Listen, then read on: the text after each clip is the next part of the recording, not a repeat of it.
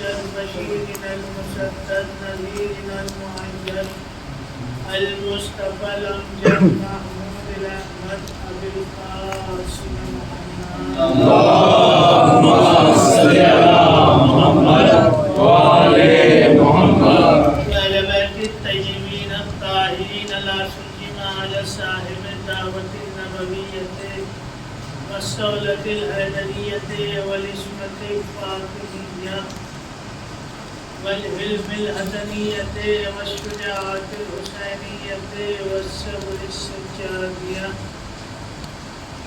والآثار الباقرية والمعاصر الجعفرية والعلوم الكاظمية والحجج الرضوية والجود التقوية والنقاوة النقوية والهيبة العسكرية والغيبة الإلهية القائمية. اللهم صل على محمد وآل محمد الذين أذهب الله عنهم الرجس وطهرهم تطهيرا. اللهم صل على محمد وآل محمد ولعنة الله على أعدائهم وقتلتهم وغاصب حقوقهم ومنكر فضائلهم ومصائبهم وكرامتهم وشجاعتهم وسخاوتهم وطهارتهم وجلالتهم وزيارتهم وولايتهم وإمامتهم وعظمتهم وعطشهم أجمعين من ليلنا هذا إلى قيام يوم الدين. أما بعد فقد قال رسول الله صلى الله عليه وآله وسلم بسم الله الرحمن الرحيم زينا مجالسكم بذكر علي بن أبي طالب اللهم صل على محمد وآل محمد. جناب محترم ایمانی جہاں تک میں سمجھتا ہوں کہ اس مرکزی کے بارے میں اچھا خاص مضبوط ہے تو اس کے اوپر زیادہ وزن نہ ڈال کے جتنے نوجوان اپنے ٹیک لگا کے بیٹھ رہے ہیں وہ آگے اللهم صل على محمد. پیشے ور انجینئر کی دیکھ ریکھ میں بنا ہے. دیواریں مضبوط ہیں, آپ اس کو چیک نہ کیجیے. سلامت پڑھے پر محمد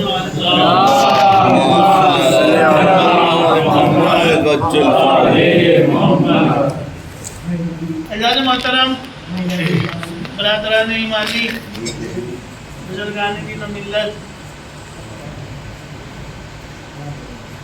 سرور کائنات کا ارشاد ہے اپنی مجلسوں کو ذکر علی سے زینت دیجیے.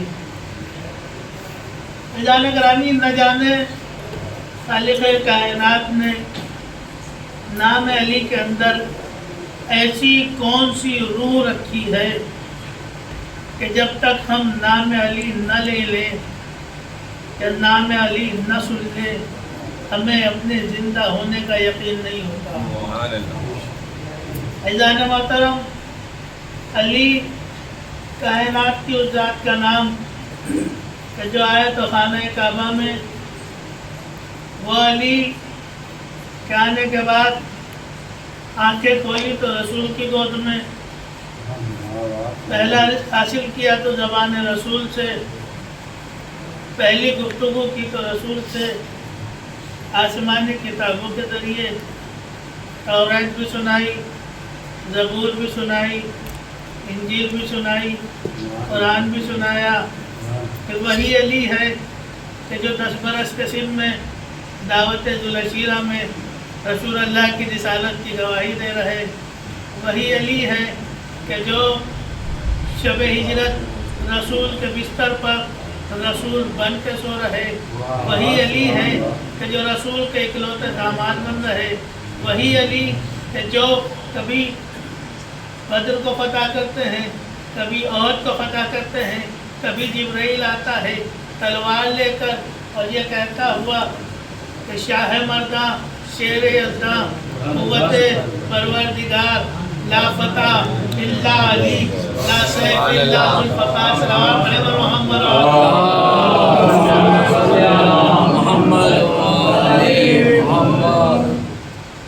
کون علی؟ وہ علی کہ جو اکلوتا داماد رسول ہے۔ کون علی؟ وہ علی کہ جسے خیبر میں علم ملا۔ وہ علی کہ جن کے لیے رسول نے فرمایا کہ کل کفر کے مقابلے پر کل ایمان جا رہا ہے۔ اور جب عمرو بن عبدود کو قتل کر کے واپس آئے تو جواب دیا علی کی آج کی ایک ضربت ثقلین کی عبادت سے افضل ہے۔ عزیزان گرامی، وہ علی کہ جو ہر معرکے میں رسول کے ساتھ رہے اور پیغمبر اسلام ہر موقع پر مولائے کائنات کا تعارف کراتے رہے، ہر موقع پر تعارف کرا رہے ہیں۔ اور یہ علی وہ ہے کہ جو ہر ذات کے اندر بسے ہوئے ہیں۔ کوئی ذات ایسی نہیں ہے کہ جہاں علی نہ ہو۔ توجہ عزیزان گرامی، ہر ذات کے اندر علی بسے ہوئے ہیں۔ مولائے کائنات کا ایک چاہنے والا ہے، مولائے کائنات کا صحابی ہے، نام ہے حارث ہمدانی، نام ہے حارث ہمدانی۔ اور وہ اس کا وقت آخر قریب آیا، بیمار ہے، بہت زیادہ بیمار ہے، بستر علالت پر ہے اور وقت آخر قریب ہے۔ مولائے کائنات پہنچے عیادت کے لیے، مولائے کائنات کو دیکھا، رونے لگا، مولائے کائنات کو دیکھ کے رونے لگا۔ مولائے کائنات نے سوال کر لیا، کیا بات ہے یاسر ہمدانی، کیا موت سے ڈر لگ رہا ہے؟ کیا موت سے ڈر لگ رہا ہے؟ مسکرا کے جواب دیتا ہے، آنسو کو روکا، مسکرایا، مسکرا کے جواب دیا، یا علی جو آپ کا چاہنے والا ہو اسے موت نہیں ڈرا سکتی۔ جو آپ کا محب ہو، جو آپ سے محبت کرنے والا ہو، جو آپ کا چاہنے والا ہو اسے موت نہیں ڈرا سکتی۔ تو یاسر ہمدانی تم رو کیوں رہے ہو؟ پھر رونے لگے، کہنے لگے مولا میں رو اس لیے نہیں رہا کہ موت کا خوف ہے، بلکہ رو اس لیے رہا ہوں کہ ساری زندگی آپ کی زیارت کرتا رہا، اب موت کا وقت قریب ہے، اب مرنے کے بعد مجھے آپ کی زیارت نصیب نہ ہوگی، مرنے کے بعد اب آپ کی زیارت نصیب نہ ہوگی۔ مولائے کائنات کو معلوم ہے لیکن سوال اس سے کر رہے ہیں۔ پھر کہتے ہیں کوئی بات نہیں، پریشان ہونے کی ضرورت نہیں، اے یاسر ہمدانی یاد رکھو کائنات کے اندر کوئی بھی انسان کہیں بھی کبھی بھی کسی بھی وقت جب اس دنیا سے جاتا ہے اس وقت تک مرتا نہیں ہے جب تک علی کو نہ دیکھ لے، جب تک علی کو نہ دیکھ لے۔ یہ الگ بات ہے کہ کچھ علی کو دیکھ کے مر جاتے ہیں، کچھ علی کو دیکھ کے مر جاتے ہیں اور کچھ اس شوق میں مر جاتے ہیں کہ مرنے کے بعد علی کی زیارت نصیب ہوگی۔ صلوات علی محمد و آل محمد۔ نعرہ حیدری، نعرہ صلوات،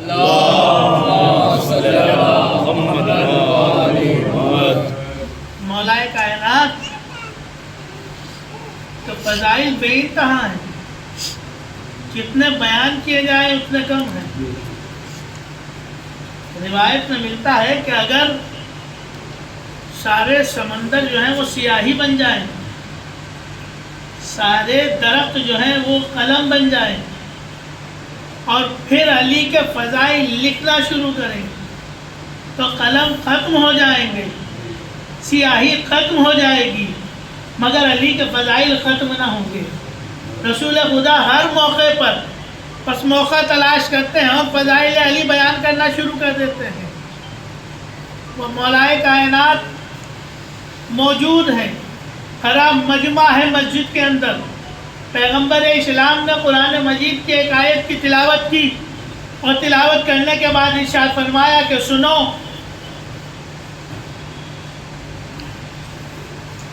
اللہ نے ایک نیکی ایسی رکھی ہے جس نیکی کے کرنے پر 10 گنا ثواب ملتا ہے، جس نیکی کے کرنے پر 10 گنا ثواب ملتا ہے۔ اللہ نے ایک ایسا حسنہ رکھا ہے، حسنہ کہتے ہیں نیکی کو، اللہ نے ایک ایسا حسنہ رکھا ہے، ایک ایسی نیکی رکھی ہے جس کے کرنے پر انسان کو 10 گنا ثواب ملتا ہے۔ نیکی ایک بار کرے گا، ثواب اس کا 10 گنا لکھا جائے گا۔ مجمع میں سے ایک صحابی کھڑا ہوا، کھڑے ہونے کے بعد سوال کرتا ہے، یا رسول اللہ وہ حسنہ کیا ہے؟ وہ نیکی کیا ہے جس کو کرنے پر اللہ 10 گنا ثواب دے گا؟ رسول اللہ خاموش ہیں، ابھی جواب نہیں دیتے. اس کو بٹھایا، بٹھانے کے بعد ایک مرتبہ مجمع کو دیکھنا شروع کیا، اپنے بائیں ہاتھ سے مجمع کو دیکھا. دیکھتے دیکھتے دیکھتے دیکھتے جب دائیں ہاتھ پہ پہنچے، دیکھا علی ادھر بیٹھے ہوئے ہیں. علی نے رسول کو دیکھا، رسول نے علی کو دیکھا، آنکھوں میں اشارے ہوئے. علی سمجھ گئے. علی فوراً کھڑے ہو گئے. ادھر علی کھڑے ہوئے، فوراً مولا کائنات کے جدھر مولا کائنات کھڑے ہوئے، فوراً رسول اللہ سوال کرتے ہیں. کہا اب پوچھو کیا پوچھ رہے تھے؟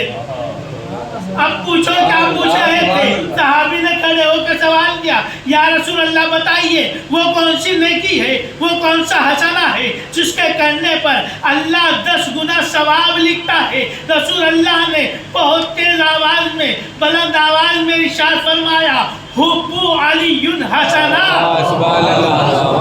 علی سے محبت کرنا حسنہ ہے، علی سے محبت کرنا نیکی ہے.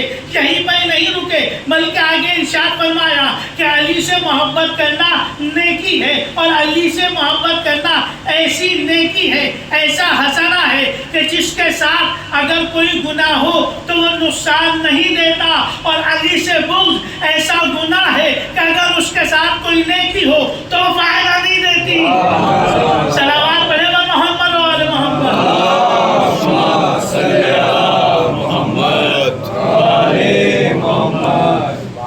یہ ایسا حسنہ ہے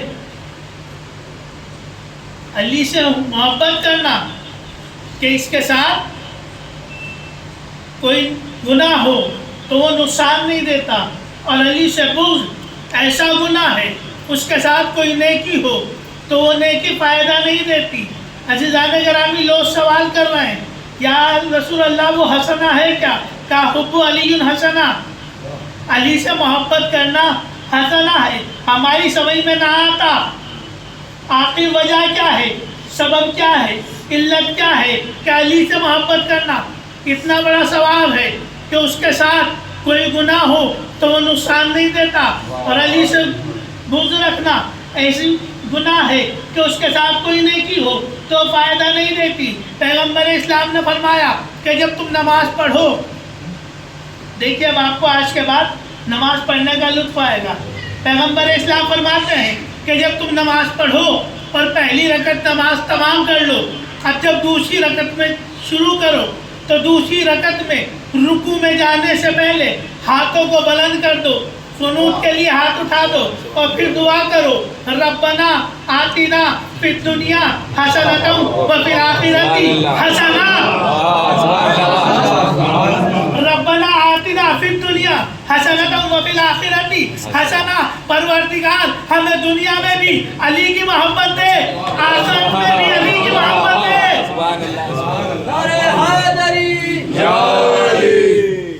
پروردگار ہمیں دنیا میں بھی علی کی محبت دے، آخرت میں بھی علی کی محبت دے. حسنہ ہے کیا؟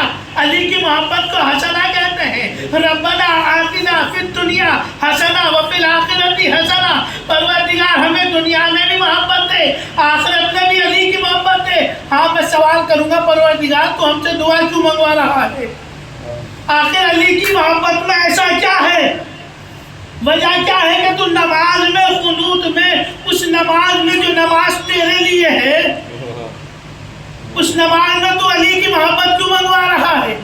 وجہ کیا ہے کہ ہم دعا کریں تجھ سے کہ علی کی محبت ہے دنیا میں بھی آخرت میں بھی. کہا تم نے آیت پوری نہیں پڑھی، آیت پوری پڑھو. ربنا آتنا فی الدنیا حسنۃ وفی الآخرۃ حسنۃ وقنا عذاب النار. اس لیے علی کی محبت مانگو دنیا اور آخرت میں، تاکہ جہنم کے عذاب سے محفوظ رہ سکو. صلوات پڑھے گا محمد و آل محمد.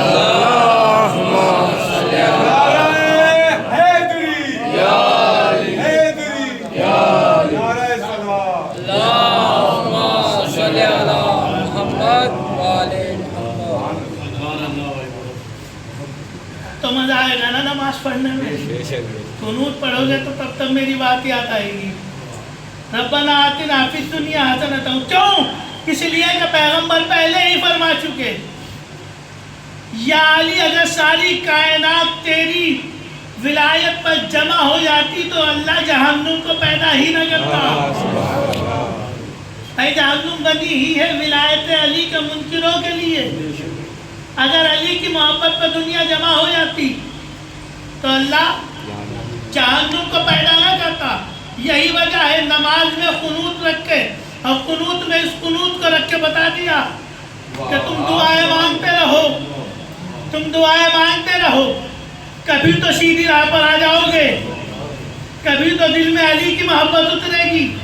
اور عزیزان محترم، رسول اللہ کوئی موقع نہیں چھوڑتے، کوئی موقع نہیں چھوڑتے. یہ فرما دیا.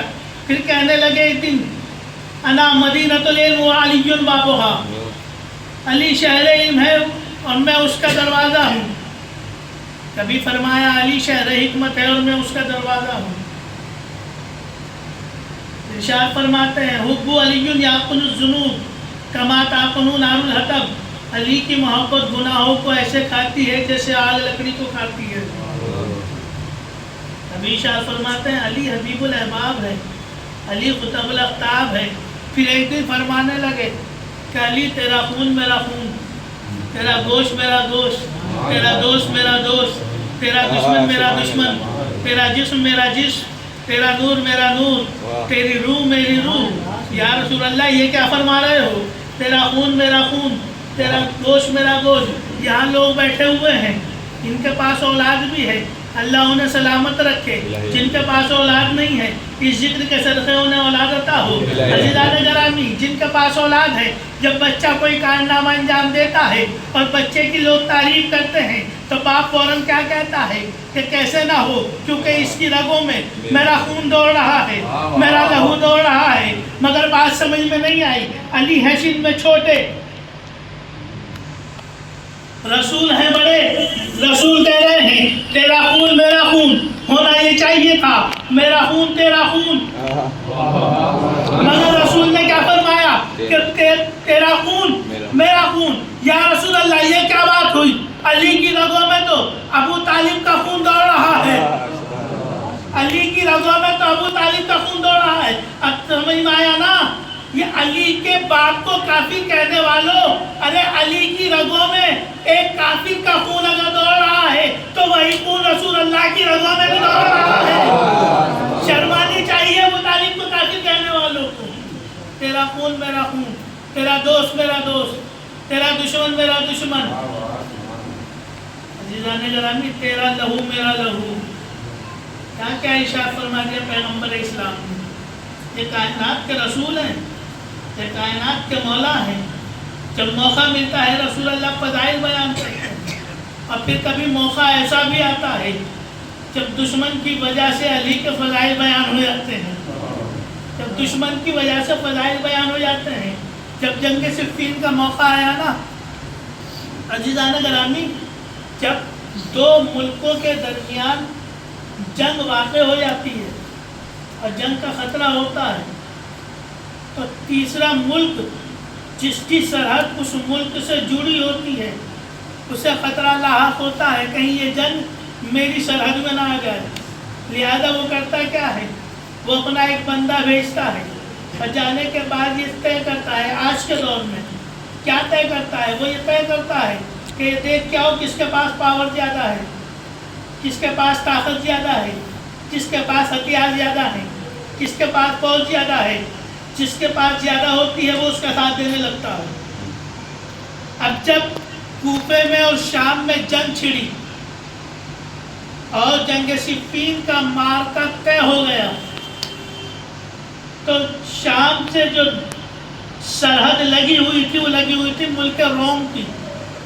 روم انگریزوں کا ملک، عیسائیوں کا ملک. مگر وہاں کا جو بادشاہ تھا روم کا، اس نے جب اپنے وزیر کو بھیجا تو یہ کہہ کر نہیں بھیجا کہ جا کے دیکھو کس کے پاس کتنی طاقت ہے، کس کے پاس کتنے ہتھیار ہیں، کس کے پاس کتنی فوج ہے، جس کی زیادہ فوج ہوگی اس کی طرفداری کر دینا. نہیں، بلکہ کچھ سوالات لکھے.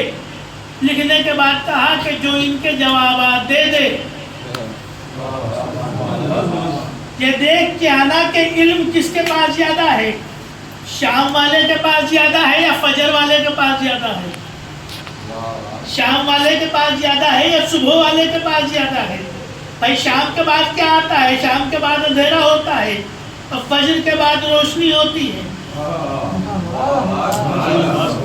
دیکھ کے آنا کہ تاریکی والے کے پاس علم زیادہ ہے یا روشنی والے کے پاس علم زیادہ ہے، اور یاد رکھنا پہلے شام والے کے پاس جانا کیوں اور بعد میں کوفے والے کے پاس جانا کیوں؟ اس لیے کہ دونوں نائب رسول ہونے کا دعویٰ کرتے ہیں، خلیفۃ المسلمین ہونے کا دعویٰ کرتے ہیں، دونوں کے پاس ایک ہی دعویٰ ہے۔ اب جس کے پاس علم زیادہ ہوگا ہم اس کی طرفداری کریں گے۔ چلا روم کا سفیر چلا آیا شام کے اندر، جب آیا تو اب انہوں نے بڑا روب و جلال میں لینا چاہا۔ روم کا سفیر تھا، کیوں؟ اس لیے کہ انہوں نے روم سے انگریزوں سے بہت مال اکٹھا کیا ہوا تھا۔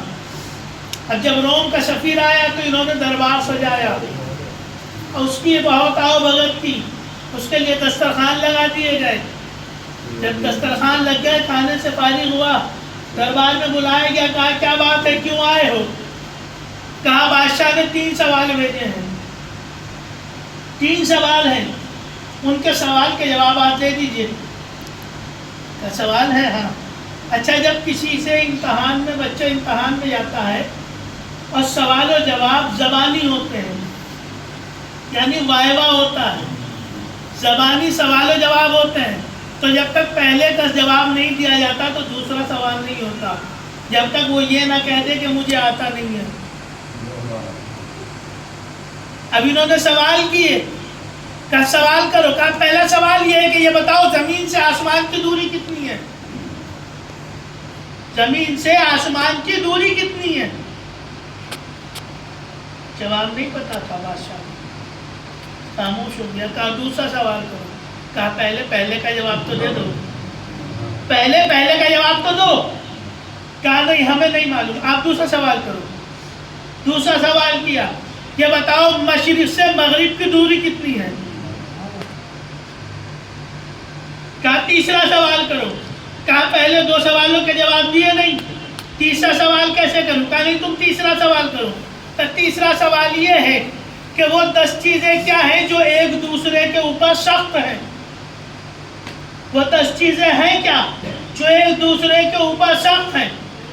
کہا ٹھیک ہے، تمہارے 3 سوال ہم نے سن لیے، تم جاؤ 2-3 دن آرام کرو، 3 دن کے بعد دربار پھر لگے گا، پھر تمہارے سوالوں کے جواب دیے جائیں گے۔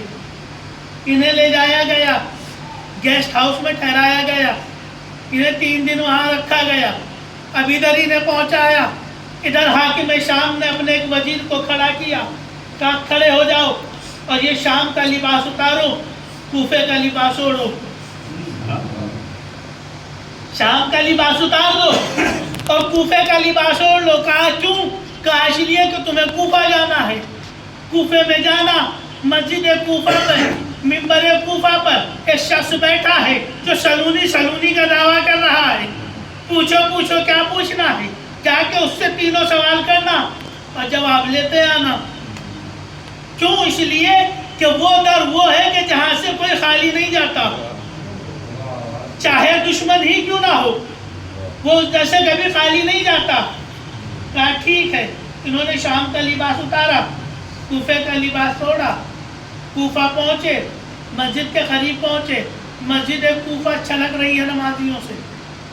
مولا کائنات نماز کے بعد منبر پر بیٹھے ہوئے لوگوں کو مسائل بیان کر رہے ہیں، مسجد بھری ہوئی ہے۔ داخل ہوا اور لوگوں کے درمیان سے ہوتا ہوا منبر کی دائیں جانب بیٹھ گیا۔ مولا کائنات کہہ رہے ہیں سلونی جسے پوچھنا ہے پوچھو، ہاں تم بھی پوچھو، ہاں تم بھی پوچھو، ہاں تم بھی پوچھو۔ جب سب پوچھ چکے پھر کہا کوئی رہ تو نہیں گیا؟ جیسے ہی کہا کوئی رہ تو نہیں گیا، فوراً کھڑا ہوا، یا علی میں آپ کا چاہنے والا ہوں، آپ کے شہر کوفہ میں رہتا ہوں، سوال کرنے آیا ہوں۔ مولا کائنات نے بے ساختہ کہا نہ تو کوفے کا رہنے والا ہے، نہ تو میرا چاہنے والا ہے، نہ تو کوفے کا رہنے والا ہے، نہ میرا چاہنے والا ہے. یہ علی کیسے پہچانا؟ کہا کہ یہ علی کی آنکھیں ہیں، یہ علی کا علم ہے، یہ ہر چیز کو پہچانتی ہے. جس سوال کا جو تو سوال لے کر آیا ہے، کہا ہاں ہمارے پاس روم کا ایک بندہ آیا ہے اور اس نے سوال کیا ہے، سوال کے جوابات لینے کے لیے آیا ہوں. کہا ٹھیک ہے، سوال کیا ہے؟ سوال کرو. کہا سوال یہ ہے کہ زمین سے آسمان کی دوری کتنی ہے؟ زمین سے آسمان کی دوری کتنی ہے؟ قسم بخدا یہ جواب صرف معصوم ہی دے سکتا ہے، معصوم کے علاوہ کوئی دے نہیں سکتا. مولا کائنات نے کہا ایک نگاہ کی دوری ہے. ابھی زمین پہ نگاہ تھی، ابھی آسمان پر ہو گئی، بس اتنا فاصلہ ہے. کیونکہ انسان وہی کھڑا رہتا ہے، نگاہ سفر کرتی ہے، نگاہ آسمان تک جاتی ہے. کہا بس ایک نگاہ کا فاصلہ ہے، ابھی زمین پر تھی، ابھی آسمان پر ہو گئی، بس اتنا فاصلہ ہے. کہا مشرق سے مغرب کا کتنا فاصلہ ہے؟ کہا سنو مغرب سے مشرق کا فاصلہ اتنا ہے جتنا سورج کی ایک دن کی مسافت. بھائی مشرق سے نکل کر مغرب میں سورج ڈوبتا ہے، اتنی ہی مسافت ہے، اتنا ہی فاصلہ ہے جتنا سورج کا مشرق سے مغرب تک کا سفر. کا تیسرا سوال یہ ہے وہ 10 چیزیں کیا ہیں جو ایک دوسرے پر سخت ہیں؟ مولا فرماتے ہیں وہ سخت ہے پتھر، وہ ہر چیز کو توڑ دیتا ہے. پتھر سے سخت ہے لوہا، لوہا پتھر کو بھی توڑ دیتا ہے. لوہے سے سخت ہے آگ، آگ پتھر کو بھی، آگ لوہے کو بھی پگھلا دیتی ہے. اور آگ سے سخت ہے پانی، پانی آگ کو بجھا دیتی ہے. پانی سے سخت ہے بادل، جو پانی کو لیے لیے پھرتا ہے. اور بادل سے سخت ہے ہوا، جو اپنے دوست پہ بادل کو اڑائے پھرتی ہے. اور ہوا سے سخت ہے ہوا چلانے والا ملک، محمود ملک جو ہوا کو چلاتا ہے. اور محمود ملک سے سخت ہے ملک الموت، جو محمود ملک کو بھی موت دے گا. اور ملک الموت سے سخت ہے موت، کیونکہ ملک الموت کو بھی موت آئے گی. اور موت سے سخت ہے ہم، امر رب جو جس کو چاہے جب حیات دے دے، جس کو چاہے جب موت کے گھاٹ اتار دے. صلوات پڑھے بر محمد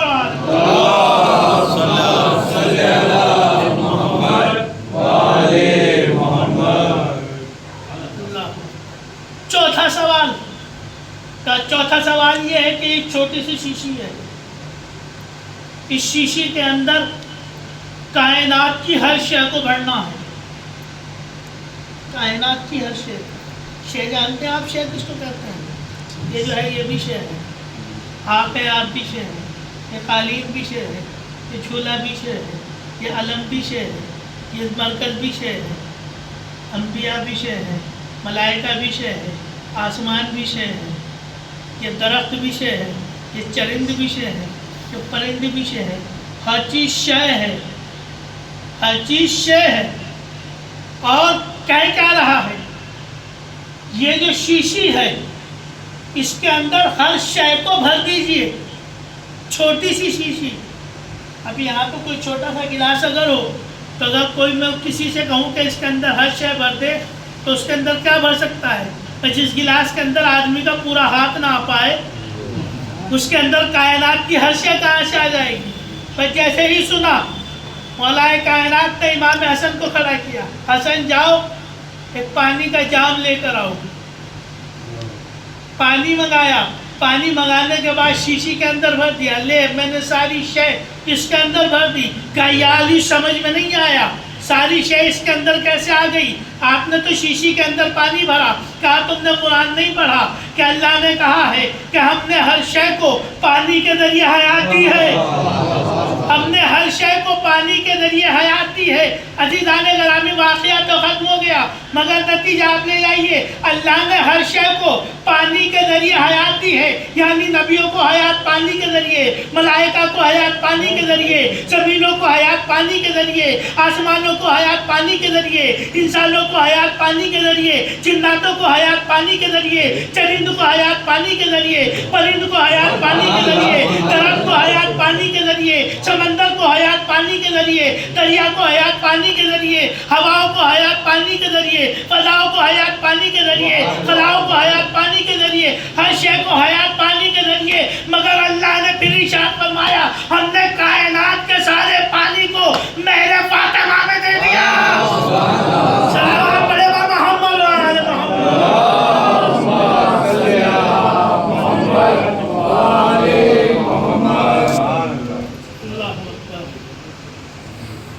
رسول کوئی موقع نہیں چھوڑتے، جہاں موقع ملتا ہے تعارف کراتا ہے اہل بیت کا. حاضر حسین فاروق کو میرا حسین سے پہچان لو. کیوں پہچانوا رہے حسین کو؟ کیوں پہچانوا رہے پنجتن کو؟ وجہ کیا ہے؟ کیوں؟ کیونکہ رسول کو معلوم ہے کہ جن سے پہچانوا رہا ہوں کل یہ قیامت کے دن یہ نہ کہتے رسول ہم نہیں جانتے تھے کہ یہ آپ کے نواسے، ہم نہیں جانتے تھے کہ یہ آپ کی بیٹی ہے، ہم نہیں جانتے تھے کہ یہ آپ کے داماد ہیں. مگر کائنات کے رسول نے پہچانوایا اور ایک ایک بندے کو کئی بار پہچانوا کے بتایا. جہاں موقع ملتا ہے کبھی سجدے کو طول دے کر پہچانواتے ہیں، کبھی ناقہ بن کے پہچانواتے ہیں. میرے حسین کو پہچان لو، میرے اہل بیت کو پہچان لو، خبردار میرے بعد انہیں تکلیف نہ دینا. مگر ادھر رسول کی آنکھ بند ہوئی ہے، ادھر در سیدہ پر لکڑیاں جمع ہیں. اللہ کیسا ظلم ہے، ظلم کی انتہا ہے. چہلم کا مہینہ چل رہا ہے، سادات کربلا سے قید ہو کر شام و کوفہ کے بازار میں پھرائے جا رہے ہیں. اللہ کیسے کیسے قیدی ہیں، کیسے کیسے قیدی کہ جنہوں نے قیدیوں کو چھڑایا تھا آج انہیں قیدی بنا کے شام میں لایا گیا. لاکھوں کا مجمع شام کے بازار میں جمع ہے. ایک شخص اپنے بچے کے ساتھ شام میں داخل ہوا، شام کی سجاوٹ کو دیکھا، مذہب سے عیسائی ہے، شام کی سجاوٹ کو دیکھا، عید جیسی خوشیوں کو دیکھا، بچوں کو نئے نئے لباس میں دیکھا، عورتوں کو چھتوں پر چڑھے ہوئے دیکھا. ایک مرتبہ غور کرتا ہے، کہتا ہے کہ یہ تو کوئی عید کا مہینہ بھی نہیں ہے، آخر مسلمانوں میں اتنی خوشیاں کیوں منائی جا رہی ہیں؟ ڈھول اور نگاڑوں کی آوازیں کیسی بلند ہو رہی ہیں. ایک مرتبہ کیا دیکھتا ہے، ڈھول اور نگاڑوں کے درمیان سے کچھ بیویاں ہیں جو سرنگے اونٹوں کی پشت پر بیٹھی ہوئی ہیں، کچھ کٹے ہوئے سر ہیں جو نوکے نیزہ بلند ہیں. ایک مرتبہ لوگوں سے سوال کرتا ہے یہ لوگ کون ہیں جنہیں قید کر کے لایا گیا ہے؟ کسی نے جواب دیا کہ ہمارے بادشاہ کے قیدی ہیں. ان کے قیدی ہیں، یہ باغی تھے، ان کے سربراہ کو قتل کر دیا گیا، انہیں قید کر کے لایا گیا. پوچھا یہ باغی رہنے والا کہاں کا تھا؟ جواب دیا کہ رہنے والا مدینہ کا تھا. کہا مدینہ تو وہی شہر ہے نا جہاں تمہارے رسول رہتے تھے، جن کا تم کلمہ پڑھتے ہو. کہا ہاں یہ اسی حسین، یہ اسی رسول کا نواسہ حسین کا گھرانہ ہے جسے لوٹا گیا ہے، جنہیں قتل کیا گیا ہے. ایک مرتبہ آنکھوں سے آنسو روا کیے، روتے ہوئے بولا کہ تم کیسے مسلمان ہو کہ تم نے اپنے نبی کے نواسے کو قتل کر ڈالا. دیکھو مجھے دیکھو کہ میں یونس نبی کی پشت میں ہوں، یونس نبی میری پشت سے ہیں اور میں ان کی نسل میں ہوں. اور میرا عالم یہ ہے کہ جب میں اپنے گرجا گھر سے نکلتا ہوں تو میری قوم میرے پاؤں کے نیچے کی مٹی اٹھا کر اپنے سروں پہ لگاتی ہے، آنکھوں کا سرما بناتی ہے، بچوں کو خاطر شفا کے طور پہ کھلاتی ہے، اپنے گھر میں برکت کے لیے لے جاتی ہے. میں یونس نبی کی 47ویں پشت میں آتا ہوں، مگر تم نے اپنے نبی کے سگے نواسے کو قتل کر دیا. کسی نے آواز دی کہ اگر اور بولا ہے تو اب تجھے قتل کر دیا جائے گا، خاموش ہو جا. مگر یہ خاموش نہیں ہوتا، لوگوں پہ لام تان کرتا ہوا ایک مرتبہ آگے بڑھا. آگے بڑھ کے کیا دیکھتا ہے کہ ایک قیدی ہے جس کے جسم کو زنجیروں سے جکڑا ہوا ہے. ایک مرتبہ قریب گیا، جاننے کے بعد کہتا ہے اے قیدی ذرا اپنا تعارف کرائیے.